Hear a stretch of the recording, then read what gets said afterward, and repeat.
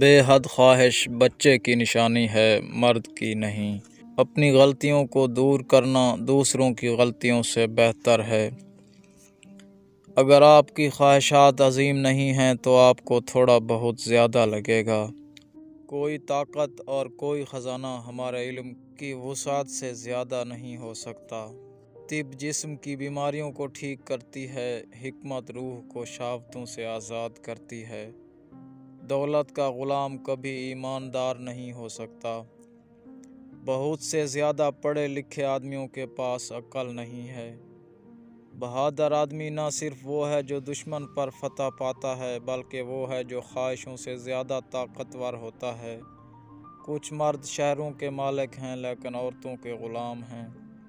خواہشوں سے لڑنا مشکل ہے لیکن اس پر قابو پانا ایک معقول آدمی کی نشانی ہے۔ عقل مند کا گھر کائنات ہے۔ مرد کو بہت سوچنے اور کم جاننے کی کوشش کرنی چاہیے۔ سب مردوں پر بھروسہ نہ کریں بلکہ قابل قدر مردوں پر بھروسہ کریں۔ پہلا طریقہ احمقانہ ہے اور دوسرے میں عقل مندی ہے۔ کوئی بھی خوشگوار چیز قبول نہ کریں جب تک کہ وہ فائدہ مند نہ ہو۔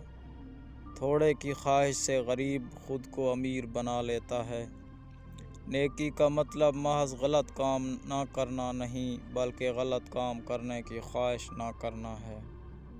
ایک آدمی میرے لیے اتنا ہی معنی رکھتا ہے جتنا ایک بھیڑ، ایک ہجوم صرف ایک آدمی کے برابر ہے۔ فطرت اور تعلیم کا گہرا تعلق ہے۔ سکھانے سے انسان کی اصلاح ہوتی ہے۔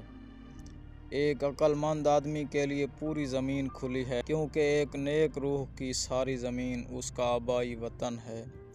مرد دیوتاؤں سے اپنی صحت مانگتے ہیں، وہ یہ نہیں سمجھتے کہ انہیں حاصل کرنے کی طاقت ان کے اندر ہے۔ خود پر قابو نہ ہونے کی وجہ سے وہ مخالف حرکتیں کرتے ہیں، صحت کو اپنی خواہشات کے مطابق دھوکہ دیتے ہیں۔ جوانی کا غرور طاقت اور خوبصورتی میں ہے، بڑھاپے کا غرور ثوابدید پر ہے۔